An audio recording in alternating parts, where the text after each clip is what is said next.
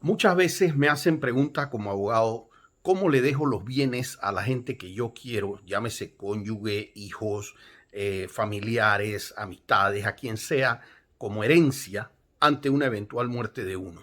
Y esa es una pregunta que realmente tiene tantas respuestas como situaciones puedan darse en relación a la persona que está haciendo la pregunta.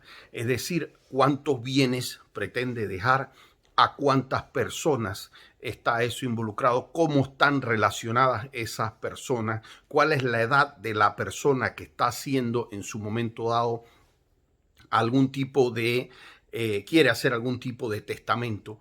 Pero a nivel de un consejo general, cuando las personas tienen pues muy pocos bienes, pasarlos de manera directo y de manera a través de un testamento pudiera ser una de las soluciones que se le den a las personas.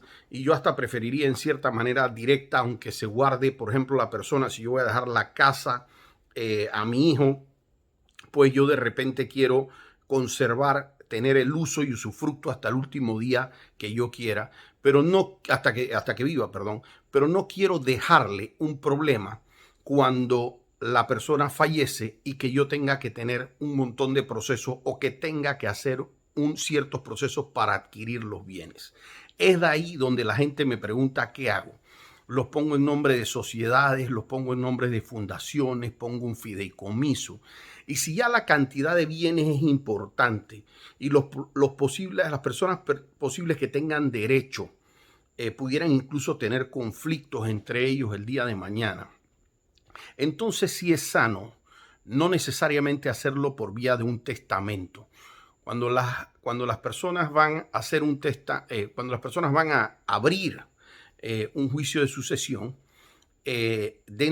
puede ser una sucesión testada o una sucesión intestada.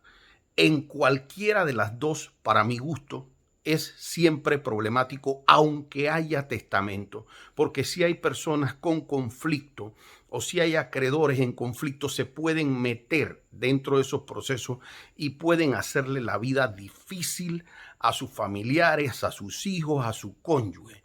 Mi consejo ante esa situación, yo prefiero las fundaciones hoy en día sobre las sociedades.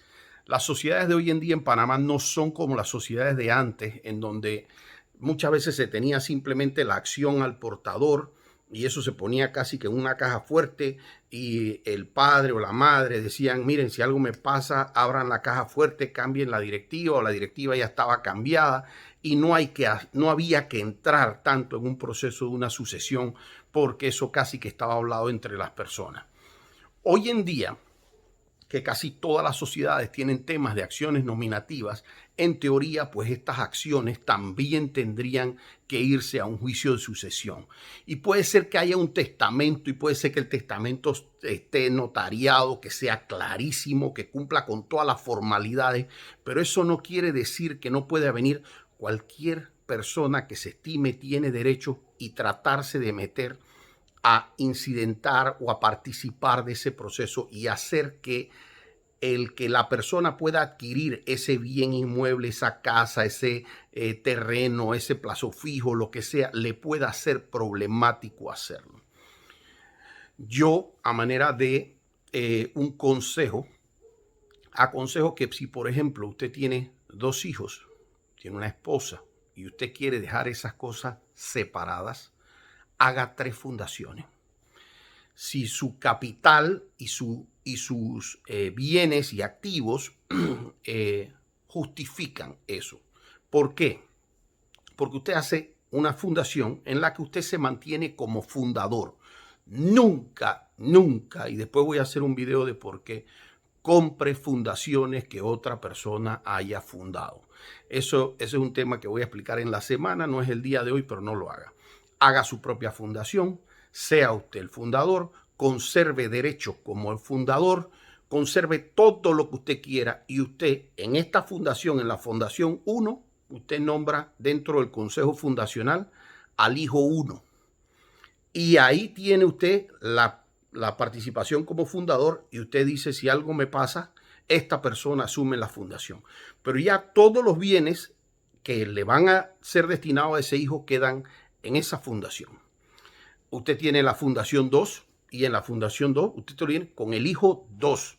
No mezcle a otras personas en eso. Usted se mantiene como fundador y pone al hijo 2, pero el hijo 2, al igual que el 1, solamente puede asumir ante su ausencia o ante una incapacidad suya. Y así la tercera, por ejemplo, con su cónyuge.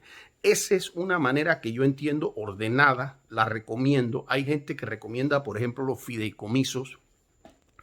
Yo tengo algún reparo con este tema de los fideicomisos porque a pesar de que las fiduciarias están reguladas, etcétera, eso es algo que uno hace a muy largo plazo y hasta bancos han quebrado.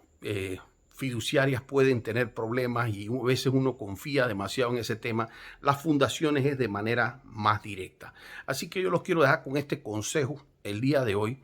Después les voy a explicar un poquito de fundaciones y sociedades, pero he querido empezar con cortos videos para salirnos un poco a veces de lo que tiene que ver con la política, meternos un poquito en el derecho, que siempre fue uno de los objetos de este canal. Saludos.